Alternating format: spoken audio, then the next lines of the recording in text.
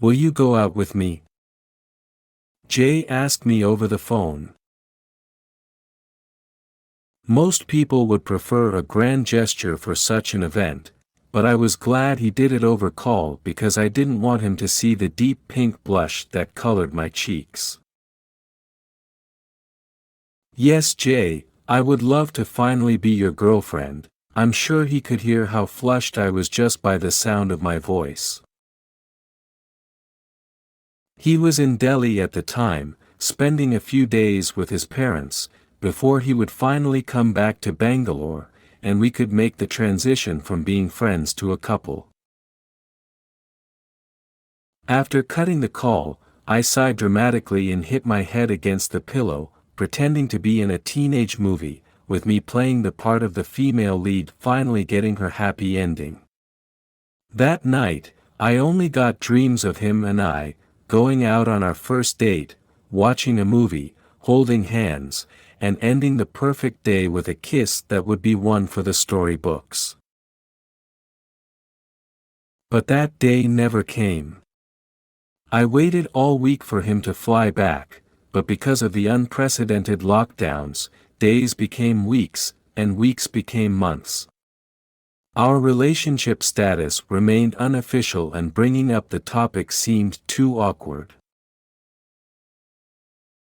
However, while the label was indefinite, we were still attracted to each other, just as much as the first day we ever spoke. There were definite sparks, and I would like to believe it was love at first sight.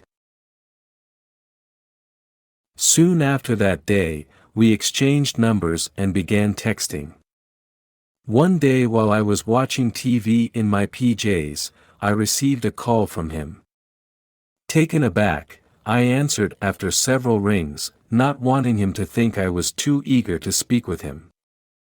Not long after our first phone conversation that lasted 2 hours, we shifted to video calls. This was almost 4 months ago. Today, our mode of communication remains the same. It was frustrating and long distance seemed hard, but we didn't know any better. We had never been with each other for long in an offline setting, so we craved what we were missing out on. We craved to live our daydreams and be a normal couple. But the distance didn't deter our bond. We still spoke for hours every single day, either on text or phone call, constantly seeking updates from each other, about our day, our food, our friends, and literally anything under the sun. The comfort that he radiated was so powerful, that I felt it all the way in Bangalore. October saw a ray of hope. With COVID norms easing a bit, travel became more plausible, and Jay booked his tickets to come back home. I was excited to see him, but also a little nervous. What was he like in real life? How would he look standing next to me? Would we make a good pair? All these questions plagued my mind and put me into a restless slumber. I don't know what woke me up the next morning, the butterflies from excitement or from anxiety. Okay, call me when you reach, I spoke into the phone. Jay had landed last night, and we decided to go out for our first meal together today. He texted me the entire time, while boarding, waiting in the taxi, and after reaching home and freshening up. His little updates kept me going throughout the day. The build-up to meeting him was killing me. So, when the day arrived, I woke up to chiming bells and an imaginary fairy godmother that helped me get dressed. After putting on my cutesy little pink dress and my favorite pair of Converse, I spritzed on gallons of perfume and fit my straightened hair into a high ponytail. One look in the mirror and I was ready. The time had finally come. I walked into the cafe to see Jay waiting at one of the tables, a cup of coffee in his hand. Overcome with emotion, I ran towards him and engulfed him in the longest hug I ever gave anyone. He stroked my hair lovingly and spoke in a whisper, as if he didn't want anyone else to hear, "This feels like a dream." After about 2 minutes of hugging, we ordered some food and expected to dive into conversation. There was lots to catch up on. Except there wasn't. Struggling to come up with things to say, the both of us stole glances and blushed fervently every time we made eye contact. "So, how about the weather, huh?" I asked, raking my brain to come up with something to say. "Yeah, well, Bangalore doesn't get better than this," we both nodded and smiled. The small talk was choking. How is it that just the night before we couldn't get enough of each other and now we were struggling to find words to say? The date ended after he walked me back home. The walk was nice, the weather just perfect, but when I reached the gate of my house, neither one had it in us to go in for the first kiss. Everything was just too awkward.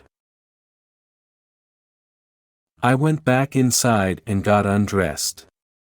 Changing into my comfiest PJs, I plucked out a tub of chocolate ice cream from the freezer and put on the trashiest show on the TV. This was my way of sulking. I didn't realize when day became night, but I was startled out of my reality TV marathon by the shrill ring of my ringtone. On the screen, in big bold letters, the name displayed, J. I cringed a little, deciding to leave it unanswered. But 2 rings later, I began to feel guilty, and I quickly picked up the call. "Hey, how are you?" Jay asked. I laughed a little. "You were just with me 5 hours ago." "Yeah, but a lot has changed since then." "Yeah, it has." There was a moment of silence. "Were you just watching those housewives on TV again?" And the conversation picked up. We spoke about everything, again, from the delicious food at the cafe to the weather on our walk back home, from the Kardashians to global politics. It felt like everything was normal again. I didn't realize when 2 hours passed by. We had been on call for so long and there wasn't even a moment of awkwardness between us. "Hey, it's getting late, can I call you tomorrow?" he asked. I agreed happily and put the phone down. Skipping and giggling, I made my way into the bedroom. But then it hit me, was this how our relationship was going to be? Have we become so used to the long distance that we can't even face each other in real life? Why does COVID have to ruin everything? These questions bothered me more than I would like to admit. I decided to set up a second date with Jay. I didn't have any expectations from him, and I didn't get my hopes high. I wonder how it will go. I wonder if this is just another thing COVID has destroyed for me.